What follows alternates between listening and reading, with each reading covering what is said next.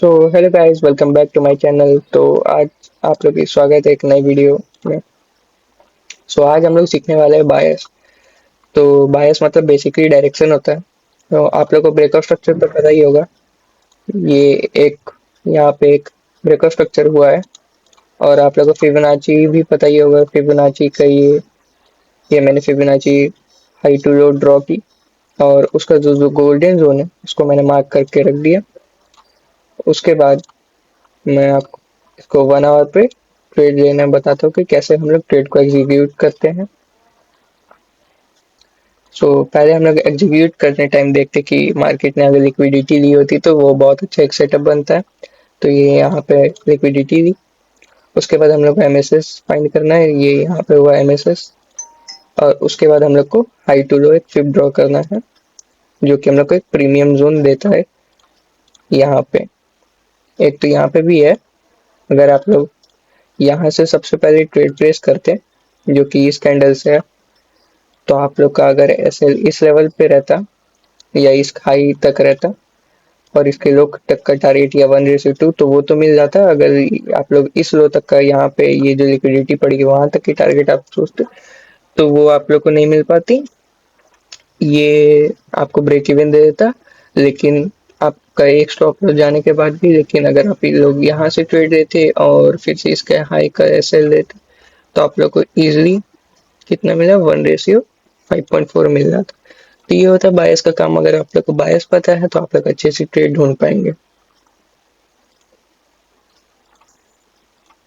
तो मैं इस सब को डिलीट करता हूँ, आपको बताता हूँ कि बायस होता क्या है।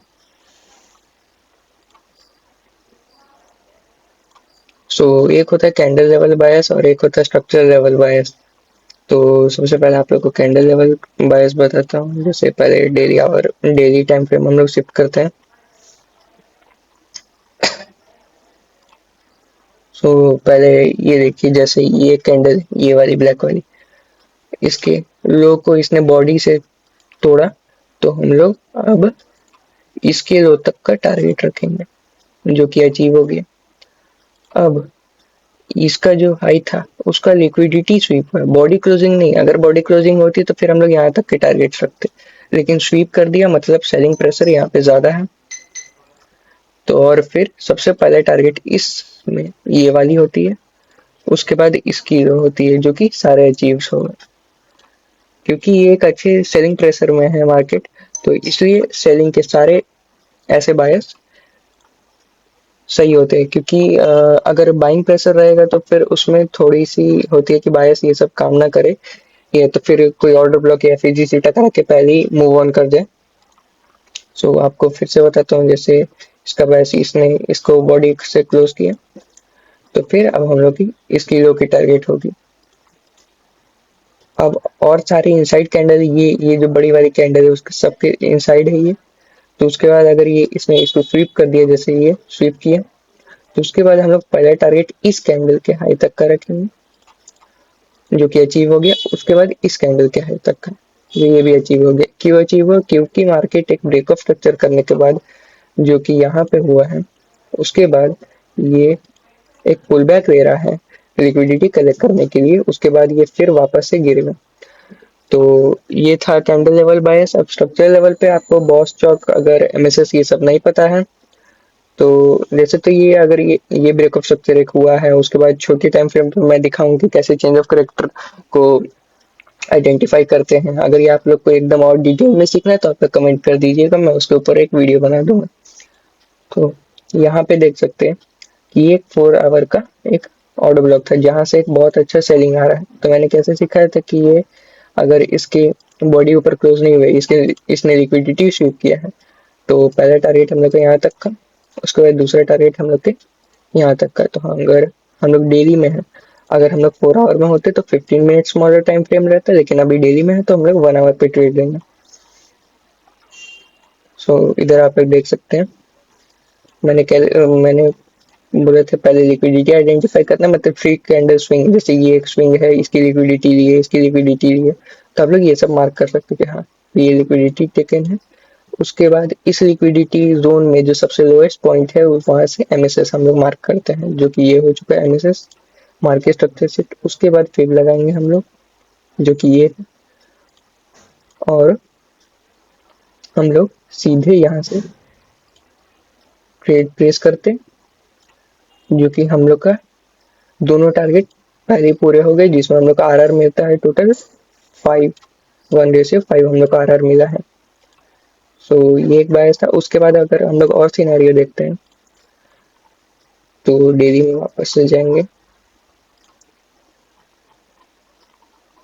डेली में वैसे आप लोग को दिख रहा हो कि मार्केट पीओआई तो पीओआई मूव कर रहा है, जैसे ये एक ऑर्डर ब्लॉक से टकरा के नीचे गिरा, तो फिर ये एक और ऑर्डर ब्लॉक जो 4 आवर पे था, वहां से भी एक बाइंग प्रेशर आई है।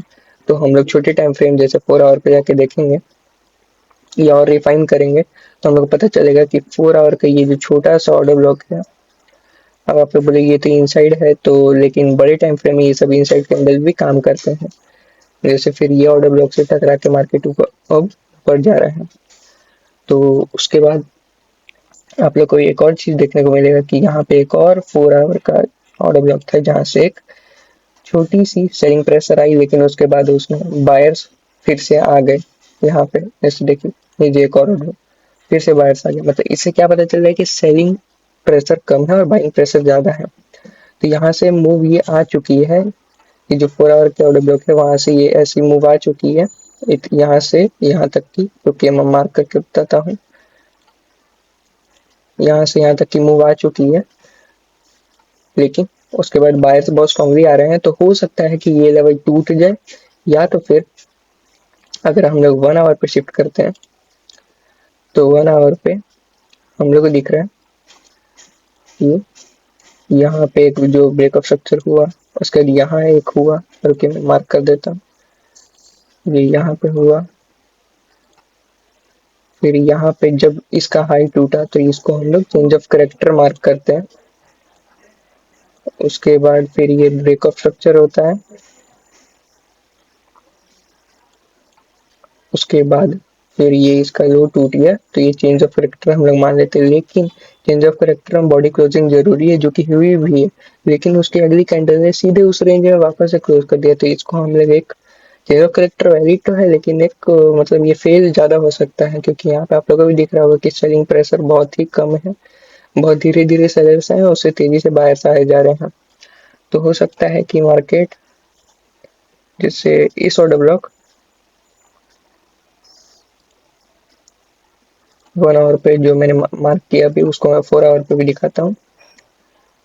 ये जो ऑर्डर ब्लॉक है जो 4 आवर पे भी है ऑर्डर ब्लॉक वो, लेकिन वो टैप हो चुका है, लेकिन अगर हम लोग उसको 1 आवर पे रिफाइन करते हैं तो वो कुछ ऐसा ही नजर आएगा। तो वो हो सकता है कि मार्केट इधर से ऐसे जाए, फिर ऐसे आए और फिर इसको तोड़ दे,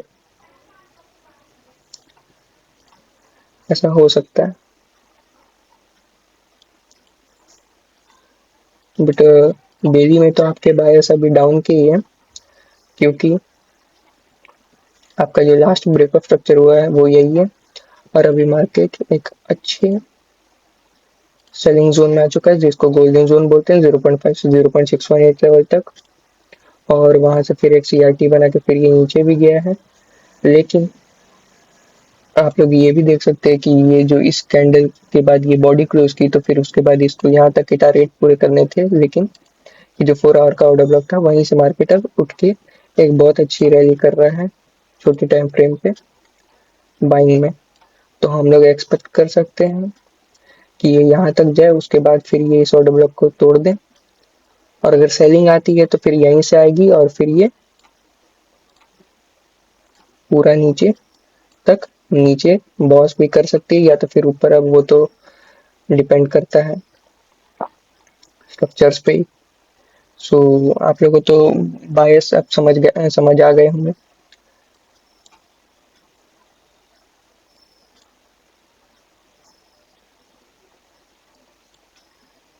अगर आप लोग को और एग्जांपल दिखाऊं, जैसे ओके, हाँ, जैसे ये एक ट्रेड था, ट्रेड बनता, जैसे मार्केट एक अच्छा ये यहाँ पे चेंज ऑफ करेक्टर किया, लेकिन यहाँ पे एक यहाँ पे 4 आवर का ऑर्डर ब्लॉक जो था, 4 आवर 1 आवर से तो स्ट्रांग ही रहता है।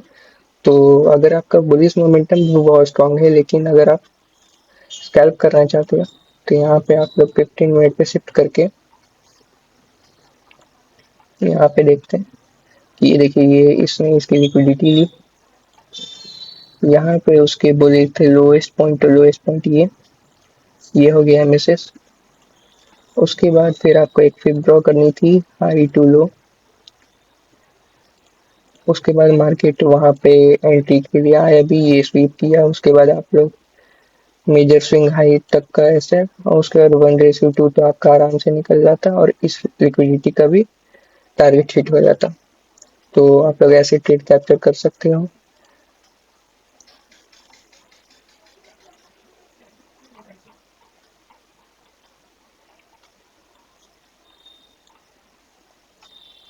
बाकी डेरी पे तो अभी कोई ऐसे पीआई अभी लेफ्ट नहीं है जो कि हिट होना बाकी है। इधर भी कोई नहीं, इस लेग में भी कोई नहीं और इस लेग में भी कोई नहीं है।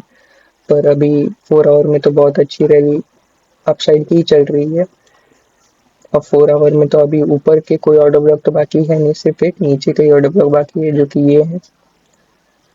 अब अगर मार्केट यहीं से ऊपर चल जाता है तो इसको तो हिट नहीं करेगा, बट अगर मार्केट इसी 1 आवर के ऑर्डर ब्लॉक से अगर ये नीचे गिरता है कंटिन्यू करता है तो यहाँ से थोड़ा सा बाइंग प्रेशर आएगा, उसके बाद फिर ये नीचे के लिए ब्रेकआउट स्ट्रक्चर कर देगा।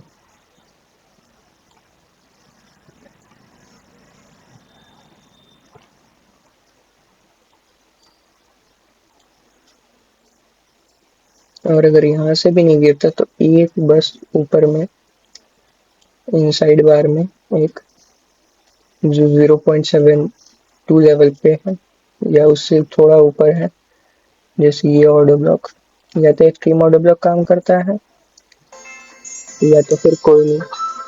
तो मैं बोल रहा था जैसे अगर मार्केट अगर मूव करती है तो या तो वो एक्सट्रीम से करेगी या तो फिर वो पहले ही पीआई से चली जाएगी। ये सब बीच के पीआई कोई काम नहीं करते हैं।